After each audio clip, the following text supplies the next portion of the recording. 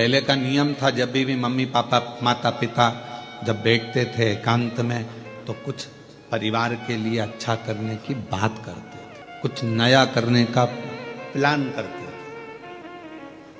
ये मोबाइल ने सारे प्लान फेल कर दिए। पत्नी अपना मोबाइल लेकर बैठी रहती है, रात्रि के समय पति अपना मोबाइल लेकर बैठा रहता है। एक कोने में वो व्हाट्सएप चलाती रहती है, दूसरे कोने में वो गूगल और फेसबुक चलाता रहता है। अब दोनों के आपसी तालमेल कैसे मिलेंगे? विचार तो समाप्ति हो गए। बच्चों के लिए कुछ नया सोचने का मन नहीं है, बस पढ़ रहे हैं बच्चे, पढ़ा रहे हैं, ठीक है, स्कूल गए हैं, चले गए हैं। जो है आपस में आप लोग एक दूसरे से कक्ष के अंदर कमरे में अगर मिले हो तो थोड़ी देर बैठकर बात तो करो कि हमको आगे की प्लानिंग क्या करना है, आगे क्या करना है। हमारा पूरा समय हम मोबाइल को दे दिए, व्हाट्सएप को और फेसबुक गूगल को दे दिए।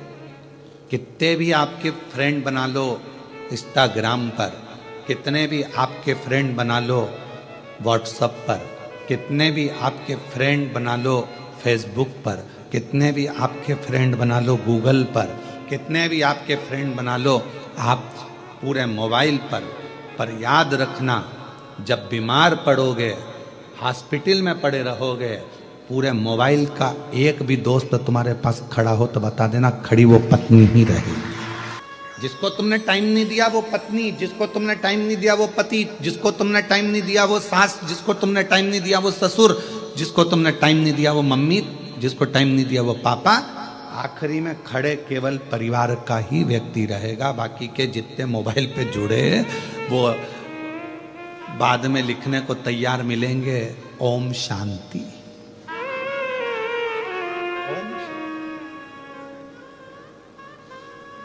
भैया तुम कहां चले गए? बस कितने दिन लिखेंगे?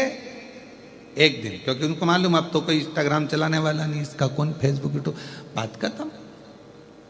और हम उनको समय दे रहे हैं जो हमको समय दे ही नहीं पाए। अपने माँ को हमने समय नहीं दिया, पिता को समय नहीं दिया, अपनी पत्नी को समय नहीं दिया, अपने पति को समय नहीं दिया, अपने बच्चों को समय नहीं दिया, अपने भाई बंधु को समय नहीं दिया, और बहन को समय, भाई को समय, इनको समय नहीं दिया, और सबको दिया। दिन भर लगे रहे, दिन भर कि कौन काम आया? एक बार लिख देना मेरे को 5 लाख की जरूरत है, देखिए हम पूरे मोबाइल में से कोई 5 लाख रुपए भेज दे तुमको। 5 लाख भी जान दो, 500 रुपए के लिए लिख दो कि मुझे 500 की जरूरत है, 500 कोई भेज दे तो बात। आप जिसको समय दोगे वो तुम्हें समय देगा।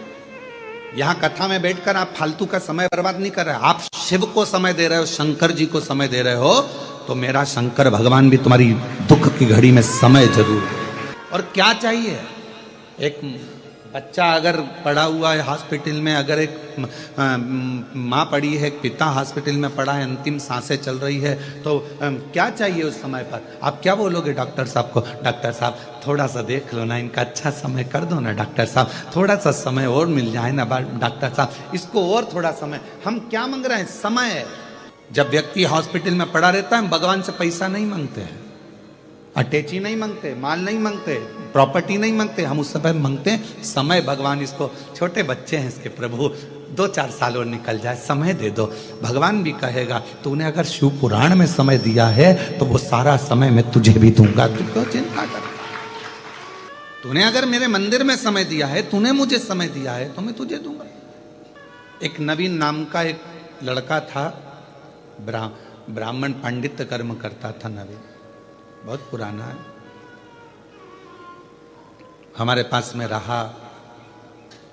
फिर बाद में उसने अपने गांव चले गया और वहाँ उसने अपना कार्य चालू कर दिया, पंडित कर्म आदि, पूजन आदि का।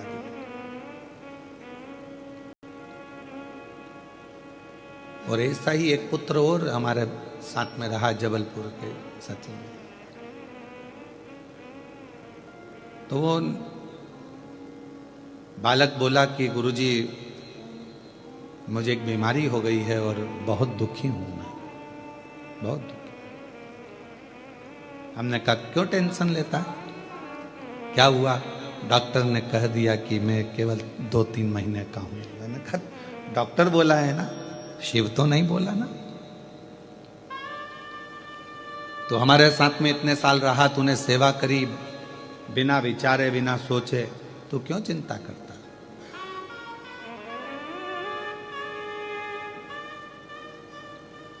क्यों सोचना? तूने उस पर भरोसा करा, उसकी सेवा करी है ना तूने। बीमारी आ भी गई ना, टेंशन मत ले, तूने उसकी सेवा करी है। डॉक्टर ने तुझे 2 महीने दिए हैं, पर तू हमारे साथ सेवा में कम से कम 4 साल रहा है, तो तेरे 4 साल तो बाबा कैसे भी बढ़ा कर ही रहेंगे। तू क्यों चिंता करता है? अब ये 4 तो उसके थे, उसकी तरफ से जो तूने सेवा करी, और 4 गुरु की तरफ से, और 4 तेरी माता की तरफ से, और 4 तेरे पिता की तरफ से। और आज उस बच्चे को कई साल निकल गए और वो बेटा आज भी बड़ा स्वस्थ है और आनंद के साथ में सेवा। एक ऑपरेशन हुआ उसका, ऐसा नहीं कि ऑपरेशन नहीं हुआ, पर बाबा की कृपा से स्वस्थ हो गए।